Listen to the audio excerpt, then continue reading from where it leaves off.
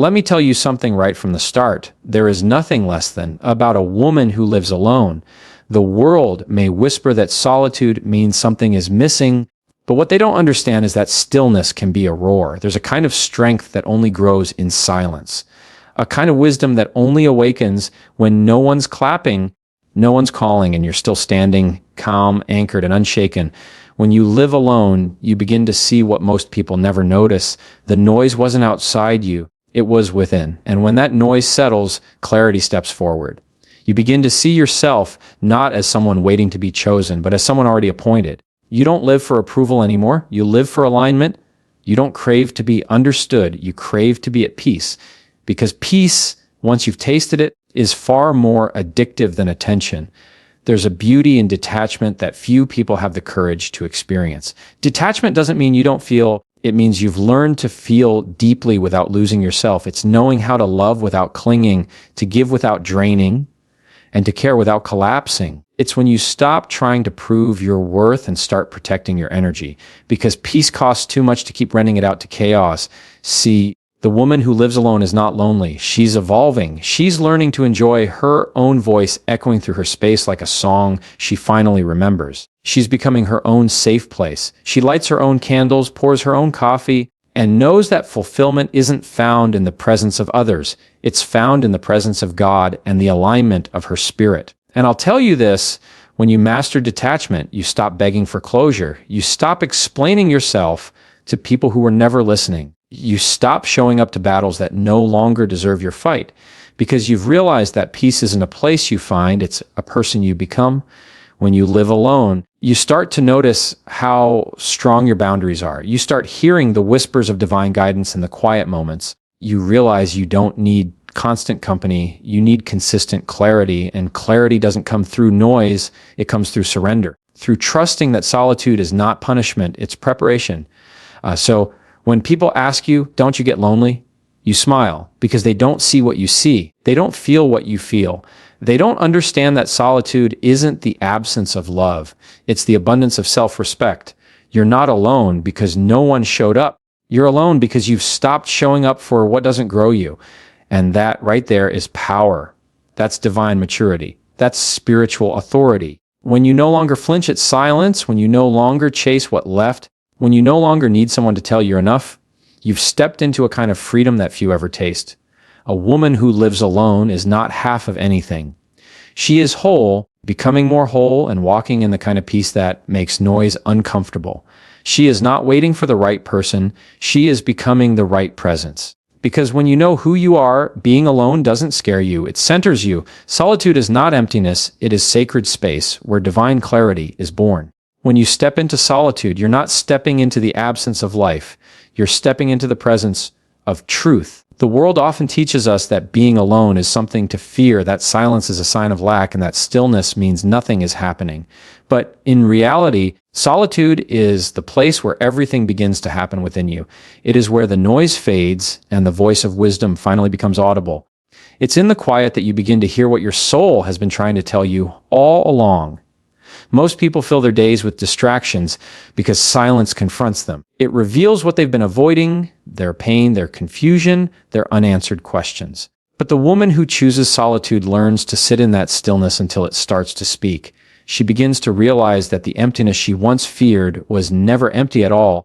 It was pregnant with revelation. When you slow down long enough to be alone, you begin to see where your peace went missing, where your boundaries were blurred, and where you started shrinking yourself for others. Solitude brings truth, and truth brings transformation. There's something divine about being able to sit in a room with no noise, no validation, and no performance, and still feel whole, because that's when you realize you are not defined by what surrounds you, but by what sustains you. The sacred space of solitude becomes a mirror, showing you not the image the world reflects, but the reflection of who you really are, unfiltered, unhurried, and unafraid. You start to discern what is divine guidance and what is just external pressure. The longer you remain in that space, the clearer your inner vision becomes. Clarity is not found in conversation, it's found in communion with your own spirit and with God. It's where you stop asking for signs and start sensing direction. It's where decisions become easier, not because life is simple, but because your soul is settled. Solitude strips away the unnecessary, leaving only what is true, pure, and essential. It's not the absence of company, it's the presence of clarity.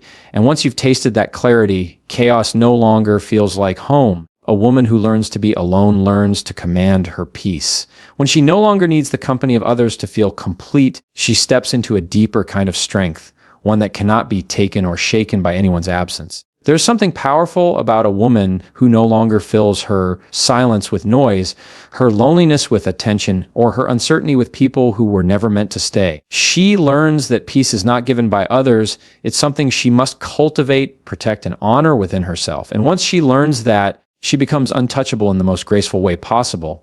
Being alone teaches her rhythm, how to move at her own pace, how to breathe without rushing, how to make decisions that align with her truth rather than someone else's expectations. She stops reacting to the energy of others and starts creating her own. Every quiet morning, every solitary evening becomes a lesson in ownership of her emotions, her boundaries, and her healing. She begins to see that peace isn't something she waits for. It's something she chooses again and again, even when life feels uncertain. The woman who learns to be alone discovers that peace doesn't always look like comfort. It often looks like discipline. It's the discipline of not answering every call that drains her, not revisiting the past that hurt her, and not negotiating her worth for temporary company. She learns to say no without guilt and yes without fear. She learns to listen to her intuition and to trust it even when it defies logic. She no longer confuses solitude with isolation because she understands that the difference lies in intention. Isolation hides, solitude heals. When she commands her peace, she commands her presence. People feel it when she enters a room, the quiet confidence, the calm energy, the sense that she's not searching for anything because she's already found herself. That kind of peace is magnetic. It draws in what is aligned and filters out what is not. It becomes her protection, her power, her prayer. A woman who learns to be alone learns that peace is not the absence of storms, but the stillness she carries through them. And that stillness, once learned, becomes her most unshakable strength. Detachment is not withdrawal. It's the discipline of protecting your energy from what no longer aligns. It is not coldness, indifference, or emotional distance. It is wisdom born from understanding that not everything deserves your reaction, not everyone deserves your access, and not every situation requires your presence. Detachment is choosing to stay centered when life pulls you in every direction. It's the quiet confidence of knowing you can care deeply without losing yourself in the process. It's learning to let go without bitterness and to walk away without anger because you value peace more than control. When a woman learns detachment, she no longer fights for her place in spaces that drain her. She stops trying to explain her worth to those who refuse to see it. She no longer chases closure from the same hands that caused her confusion. She begins to protect her energy like sacred ground because she's learned that peace can't coexist with chaos. Detachment is her way of saying, I choose me, not in arrogance, but in reverence. It's not that she doesn't feel, it's that she refuses to let her emotions rule her. She feels deeply, but she also knows how to release. This kind of detachment takes strength because it's easier to cling to what's familiar, even when it's hurting you, than to face the silence of letting go. But in that silence, she finds freedom. She learns that letting go isn't losing, it's clearing space for what truly belongs. Detachment allows her to move with grace in situations that once would have broken her. She listens more, reacts less, and observes without absorbing. She learns to love without attachment, to give without expectation, and to serve without depletion. That's divine maturity, loving fully, but not desperately. When she practices detachment, she's no longer ruled by outcomes. She stops measuring her value by who stays or who leaves. She understands that alignment matters more than attachment, and peace matters more than validation. She trusts that what is meant for her will not require her to abandon herself to keep it. Detachment is not the end of connection. It's the beginning of clarity. It's the art of standing in love, truth, and faith without needing to grip anything tightly. And in that posture, she becomes both free and grounded, rooted in purpose, yet untouched by chaos. True confidence begins when you stop seeking validation from what left you. There's a moment in every woman's journey when she realizes that approval from others will never be enough to fill the spaces inside her that were designed for peace, not applause. The moment she stops chasing validation, she stops negotiating her worth. Confidence doesn't come from being seen. It comes from being settled. It's the quiet knowing that your value doesn't decrease when someone fails to recognize it, and your light doesn't dim just because someone turned away. When you seek validation, you give others the authority to define you.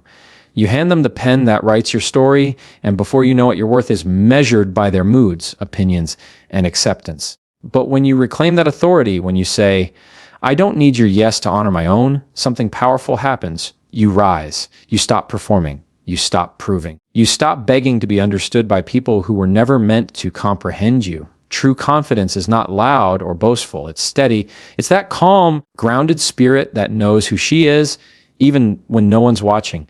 There's a sacred shift that happens when you stop explaining your value to those who left. You realize they didn't walk away because you were lacking.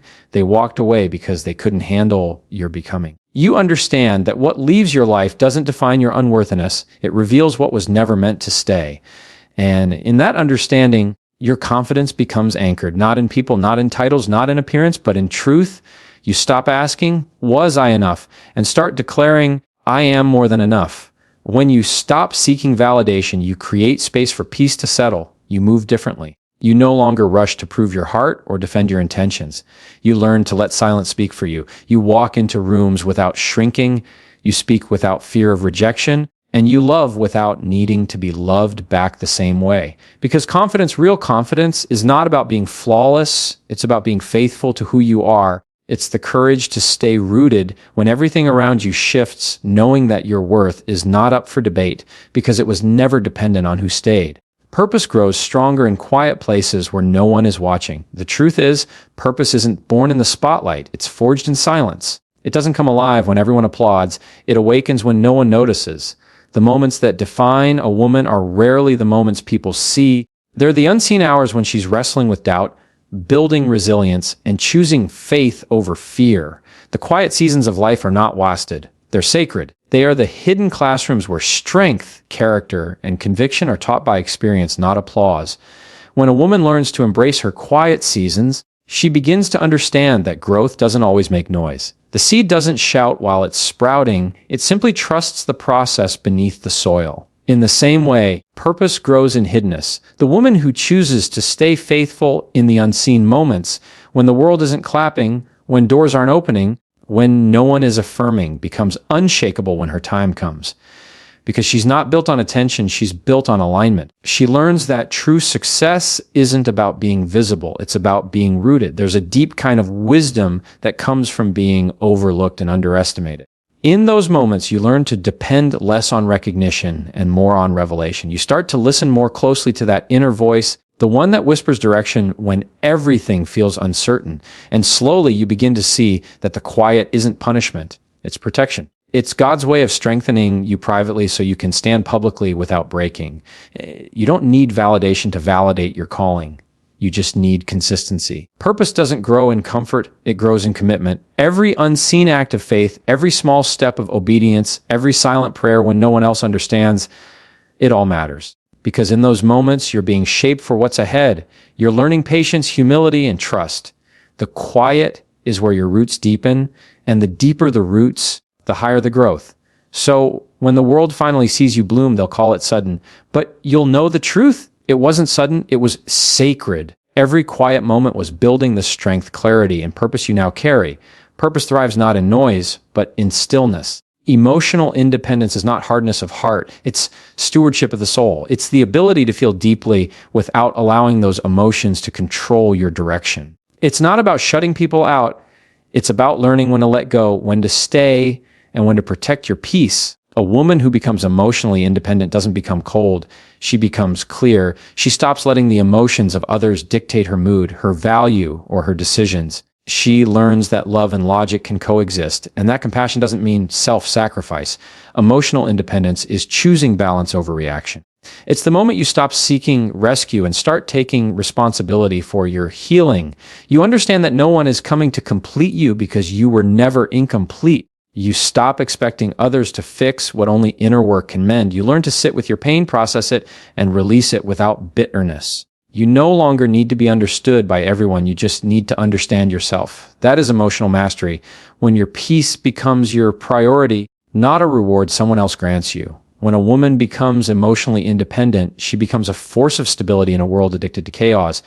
She listens without absorbing, she empathizes without losing herself, and she loves without surrendering her identity. She knows how to hold space for others while still holding boundaries for herself. Her strength doesn't come from suppression, but from regulation, from knowing that emotions are signals, not commands. She feels everything, but she chooses what deserves her energy. This kind of strength comes through pain that once made her desperate for validation.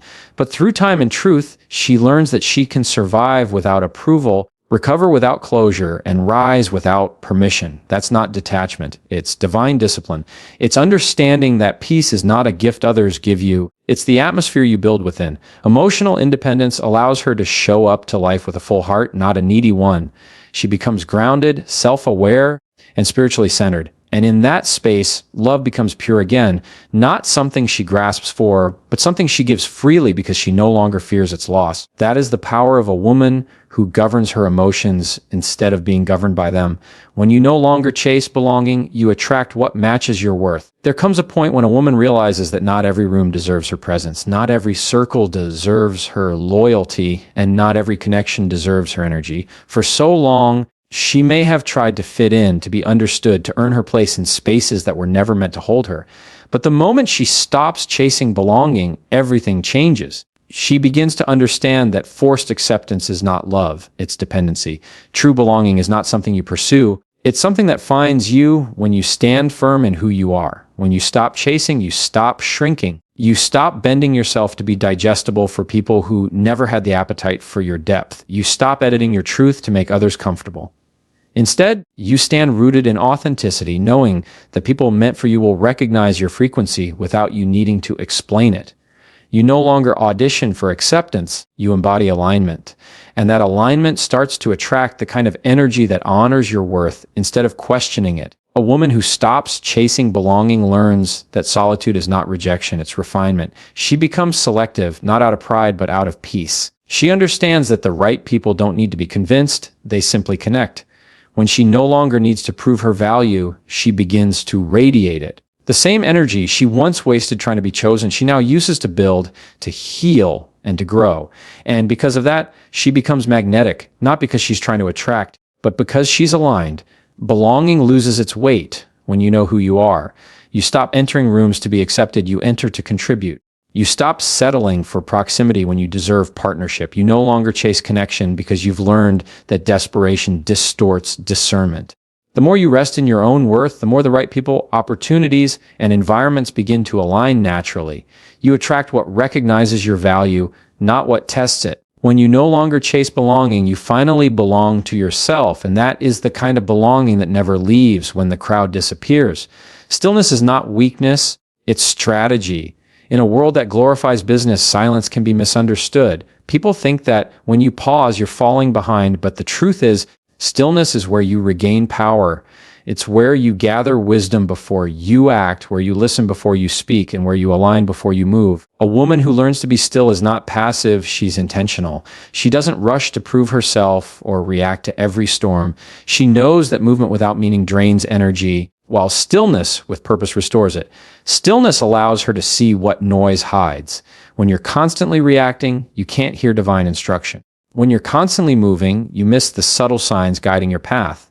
But when you learn to be still, clarity rises from the quiet. You begin to see what's truly for you and what's merely distracting you. You recognize patterns that once kept you trapped. You start to realize that not everything requires your participation, and not every invitation deserves your response. Stillness becomes your discernment. The woman who embraces stillness learns to master timing. She doesn't move because she's pressured. She moves because she's prepared. She understands that not every delay is denial. Some pauses are protection. While others panic, she listens. While others chase, she waits. Because she knows that peace is her compass and that haste often leads to regret. Stillness teaches her the art of surrender, trusting that what is meant to move will move, and what is meant to stay still will stay still. There's divine strength in silence. It's not the absence of power, it's the containment of it. It's when you hold your tongue instead of explaining yourself to those who won't understand. It's when you stop chasing outcomes and start trusting process. Stillness is the posture of the wise. It's where healing happens, where intuition grows sharper, and where faith deepens. When you learn to be still, you stop reacting to everything that seeks to disturb you. You become unbothered, unhurried, and unshaken. Because you know that peace is not found in control. It's found in surrender. Stillness is strategy because it allows you to hear what movement drowns out, the quiet, steady voice of divine direction guiding you toward purpose. You are not waiting for someone to arrive. You are becoming someone that cannot be replaced. There is a profound shift that happens when a woman stops living in anticipation of being chosen and starts living in the certainty of her becoming. Waiting often feels like pause, but becoming is motion, quiet, internal, sacred motion. It's the work you do in silence, the healing you choose daily, the boundaries you rebuild, and the love you learn to give yourself. You begin to realize that the life you were hoping someone else would complete is already unfolding through you. You are not waiting for love to show up. You are learning to embody it.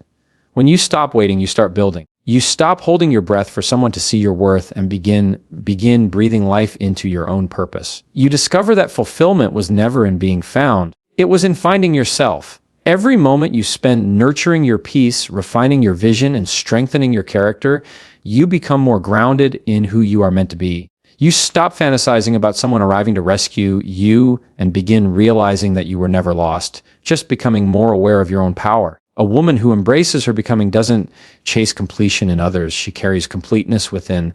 She doesn't wait for a partner to validate her growth or her worth. Instead, she becomes the kind of woman whose presence elevates everything around her. Her energy, her clarity, her confidence, none of it depends on who stands beside her. She walks with a sense of purpose that makes waiting irrelevant because she understands that divine timing never requires desperation. She's not behind, she's in preparation. When you commit to becoming, you stop settling for half-hearted love, shallow attention, or temporary comfort. You recognize that anything built on need will crumble, but everything built on wholeness endures. Becoming someone that cannot be replaced doesn't mean perfection.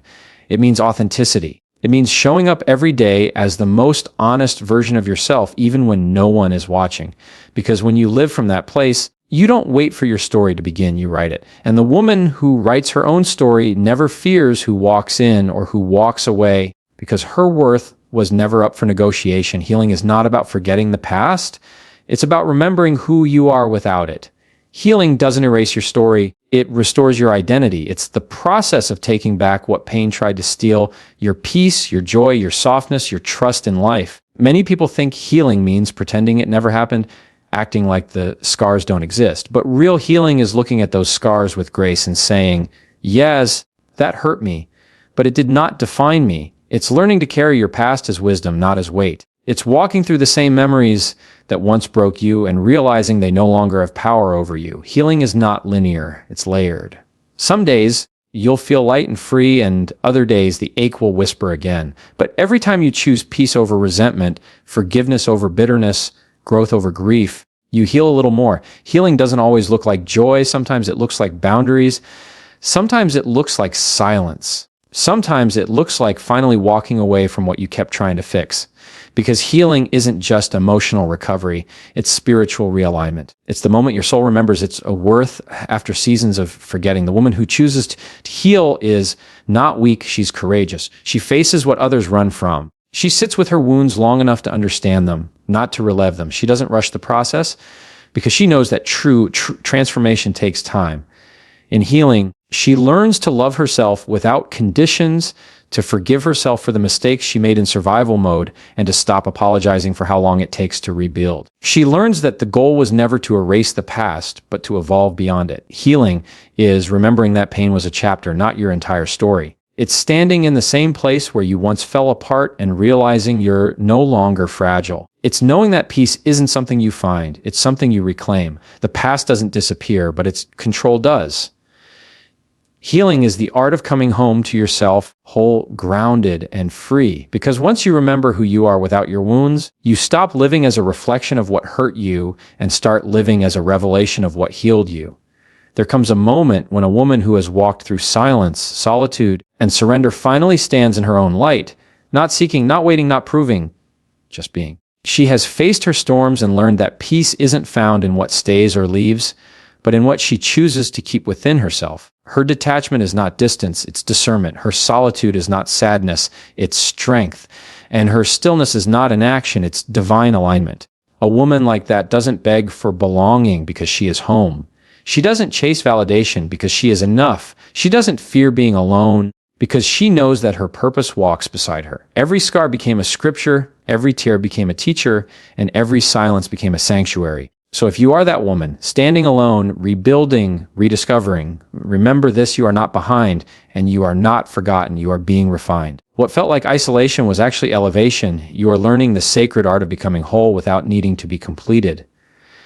And when you rise, you won't rise seeking anyone to see you. You'll rise so that others can see what healing looks like. You are not waiting for life to begin. You are the beginning of it. The world does not define your worth, you do. And when you walk in that truth, when you finally realize that solitude was never punishment but preparation, you will carry a peace that can't be shaken and a strength that can't be replaced. Because the woman who stands alone, in truth, in grace, and in peace, stands closer to heaven than she ever has before.